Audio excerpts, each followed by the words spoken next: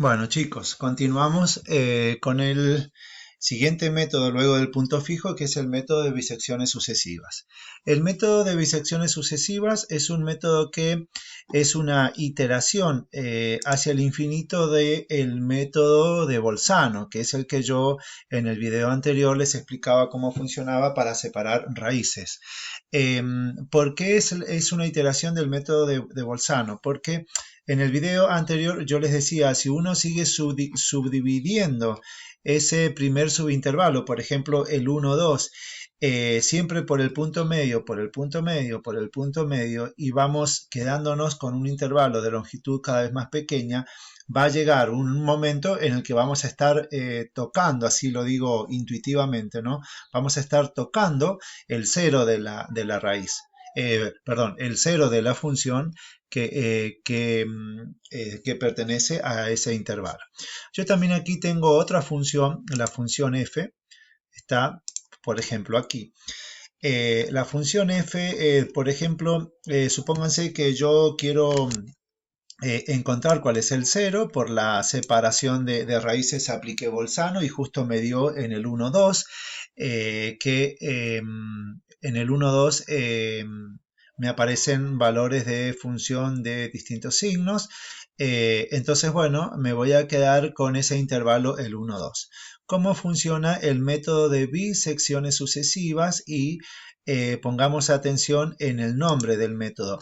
Bisecciones sucesivas, o sea, voy a biseccionar, o sea, voy a dividir o voy a cortar el intervalo original en dos. Bisección está en dos. ¿Por dónde? Por el punto medio de cada uno de esos intervalos. Y voy a ir verificando que en los extremos de esos nuevos subintervalos los valores de función presenten distintos signos. Entonces voy eligiendo donde presentan distintos signos y me voy quedando con eso.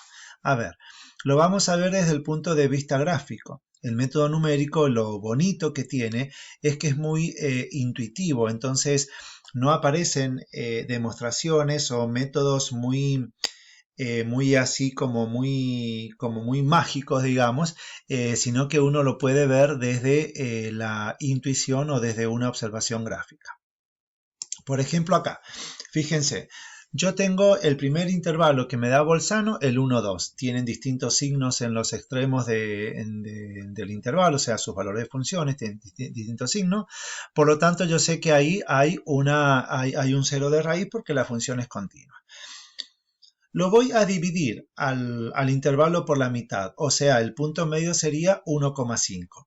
Al dividir el intervalo por la mitad, que el punto medio es 1,5, ahora voy a tener dos subintervalos, el 1, 1,5 y además 1,52. Voy a ver cuál es el signo de los valores de función en los extremos de ese intervalo. En el 1 tengo signo negativo como valor de función, en el 1,5 tengo signo negativo en el valor de función. Por lo tanto, desecho ese intervalo, el 1 o 1,5, porque Bolzano no me está asegurando que exista un cero de función. Analizo el otro subintervalo que conseguí, el 1,5, 2. En el 1,5 tengo valor de función negativo y en el 2 tengo positivo. Me quedo con ese subintervalo. ¿Está? Entonces, ahora tengo un intervalo del inicial que tenía longitud 1, el nuevo intervalo tiene longitud 1,5. Ahora tengo el 1,5, 2 como subintervalo. Voy a volver a dividir este nuevo intervalo. ¿Por dónde? Por la mitad, por la bisección. Entonces lo divido por la mitad. La mitad en este caso va a ser 1,75. Entonces ahora voy a tener dos subintervalos. 1,5, 1,75 y 1,75, 2. Analizo los valores de función en los extremos de cada uno de esos subintervalos. En 1,5 el signo de su valor de función va a ser negativo. En 1,75 el valor de función es positivo. Entonces Bolzano me está asegurando que ahí hay un cero de función.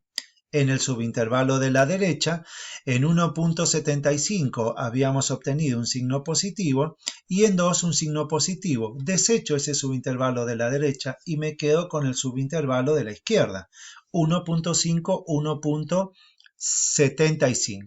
Vuelvo a subdividir ese intervalo por el punto medio entre 1.5 y 1.75. Vuelvo a analizar esos dos subintervalos que me han quedado entre 1.5 y el punto medio, luego el punto medio y 1.75. Y así voy subdividiendo los intervalos y desechando aquellos donde el valor de función en los extremos presentan igual signo y me quedo con el intervalo donde los valores de función presentan signos distintos. Entonces ese es el método de bisecciones sucesivas, que es lo que aparece acá, que es una iteración del teorema de Bolzano.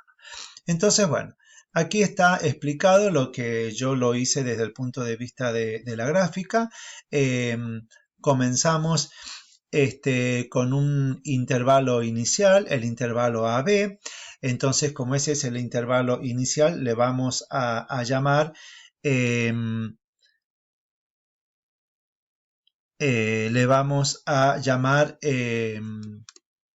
intervalo A sub 1, B sub 1. Aquí me he equivocado, ahí sería A sub 1 igual a A y B sub 1 igual a B.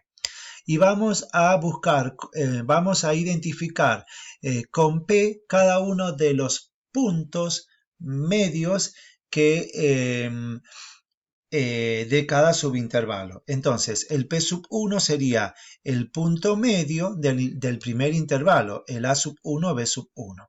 Está entonces un punto medio, lo voy a conseguir como que es una sub 1 menos, está, o sea, es la semisuma. Está el punto medio P sub 1 es A sub 1 más B sub 1 dividido en 2. Entonces ese es el primer punto medio. Entonces ahora analizamos qué pasa en ese punto medio. Si el valor de función en ese punto medio es igual a 0, entonces listo, se me terminó el método. Significa que P sub 1 es el 0 de la función que yo estoy buscando. Si el valor de función en P sub 1 es distinto de 0, ¿está? Entonces, si es distinto de 0, entonces este valor de función tiene dos alternativas. Que tenga el mismo signo que el valor de función en el extremo inferior o el mismo signo que el extremo de función que el valor de función del extremo superior del intervalo. Esto es lo que yo les decía recién desde el punto de vista gráfico. Desecho donde tiene el mismo signo con el extremo y me quedo con el que presenta distinto signo con el extremo del intervalo. Entonces, aquí está de forma analítica. Si el valor de función en ese punto medio es igual al valor de función en el extremo inferior, entonces P, o sea, el P sería el 0 de la función, va a pertenecer al intervalo de la derecha, o sea, al intervalo que está determinado por el punto medio y por el B sub 1, que es el extremo superior. Si f de P sub 1 y f de A sub 1 tienen los signos opuestos, o sea, distintos signos, entonces el 0 de la función, que lo llamamos P, este P es el verdadero 0 de la función, pertenece al intervalo de la izquierda, determinado por el punto medio. Entonces, bueno, y así luego se va iterando el procedimiento con otros subintervalos, el subintervalo siguiente, el A sub 2, B sub 2. ¿Qué va a pasar con la longitud del intervalo? La longitud del intervalo es el criterio del error que se va a tener, y fíjense que aquí el error viene dado como la distancia que hay entre B sub n y A sub n, o sea, un intervalo logrado en la subdivisión enésima de la iteración del método. El error se conoce como la longitud de ese intervalo. Entonces, si yo voy subdividiendo, dividiendo y dividiendo, como les dije desde el punto de vista gráfico, por ejemplo, ya voy por la subdivisión número 8 y la distancia que hay entre los extremos de la función, que es la longitud del intervalo, es tan pequeña, es menor, por ejemplo, a un 0,01, y me habían dado como criterio decir, mira, cuando la longitud sea tan pequeño para el método, porque significa que ya estás casi pisando el cero, entonces, bueno, eh, paro la iteración del método y decido enunciar que el cero de la función es aproximadamente ese último punto medio que se encontró. ¿Está? Entonces aquí tenemos, por ejemplo, un ejercicio. Tenemos una función polinómica, menos 6x cubo más 6 más x menos 6, y vamos a trabajar con un error de 0,01, o sea, de una centésima. Entonces, bueno, con esa función analizo, por ejemplo, doy valores, menos 3, menos 2, menos 1, 0 y 1, y voy buscando sus valores de función. Entonces, justamente acá, entre 40 y menos 1, aquí tengo 40 y menos 1, o sea, son los valores de función para el menos 2, menos 1. Significa que en este intervalo del dominio, menos 2, menos 1, existe un 0 de función, porque los valores de función son distintos. Entonces me quedo con el menos 2, menos 1, el primer intervalo con el que voy a iterar. Este sería el a sub 1 y este sería el b sub 1. Ahora tengo que encontrar el p sub 1, o sea, es el punto medio de este intervalo. Fíjense que la longitud de acá es de 1. Al buscar el p sub 1, obviamente, acá yo hice la cuenta, o sea, con la intención de que el apunte quedara completo, pero esto sale una cuenta mental, el punto medio va a ser menos 1,5. Entonces ahora buscamos cuál es el valor de función para menos 1,5. El valor de función para el polinomio, para p en menos 1,5, porque este es el p, entonces busco el valor de función, perdón, no, esto está escrito como polinomio, entonces sería el valor del polinomio menos 1,5 me da 12,75. Entonces ahora tengo valor positivo en menos 1,5. Como tengo valor positivo y yo aquí en menos 2 tenía positivo, entonces voy a desechar la subdivisión de la izquierda y me voy a quedar con la subdivisión de la derecha, porque en menos 1,5 tengo signo positivo, que sería el punto medio de este intervalo, y en menos 1 tengo signo negativo. Entonces yo me voy a quedar con el de la derecha, fíjense, menos 1,5 menos 1. A ese nuevo intervalo le voy a calcular su punto medio y voy a obtener que es menos 1,25, le busco su valor de función, su valor de polinomio me da 4,46, o sea, sigue siendo positivo. Me voy a quedar con la subdivisión de la derecha porque hay distintos signos en los valores de función y así voy sucesivamente iterando el método, ¿está? Bueno, fíjense que aquí se ha logrado 0,13.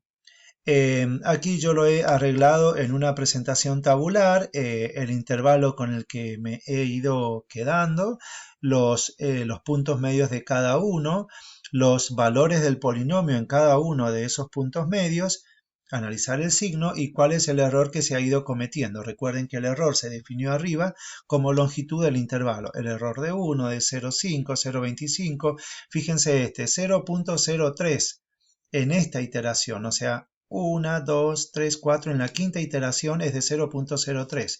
Y teníamos como error, que es el criterio de parar el método, de 0,01. O sea que aún en la quinta iteración no hemos cumplido con la cota de aproximación o con el criterio de paro del método. Por lo tanto, debería seguir iterando el método todavía algunas veces más. Así que bueno, esa sería la forma de utilizar el método de bisecciones sucesivas.